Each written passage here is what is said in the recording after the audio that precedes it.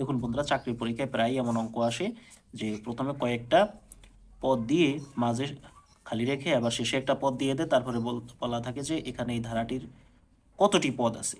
তো আমরা এখন শর্টকাটে দেখে নেব যে এই ধরনের ধারা থেকে এই কয়টি পদ আছে, অর্থাৎ পদ সংখ্যা বের করার শর্টকাটটি দেখে নেব। তো চলুন শুরু করা যাক।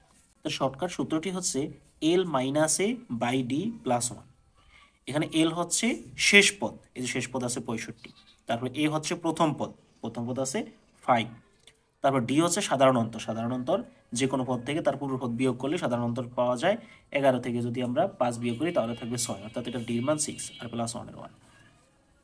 তো দেখুন একটু আগে আমরা যেগুলো বললাম সেই মানগুলো বসিয়ে দিলাম। এল এর মান সর্বশেষ পদ 65, মাইনাসের মাইনাস, এর মান প্রথম পদ 6 আর ডির মান সাধারণ অন্তর 6 প্লাস 1 এর 1। এবার 65 থেকে যদি আমরা 5 বিয়োগ করি তাহলে থাকে 60, 6 এর 6 প্লাস 1। এবার 60কে যদি আমরা 6 দ্বারা ভাগ করে 10 প্লাস 1, তাহলে 10 আর একে 11, তাহলে এটার এই ধারাটিতে 11টি পদ আছে, তাহলে উত্তর হবে 11।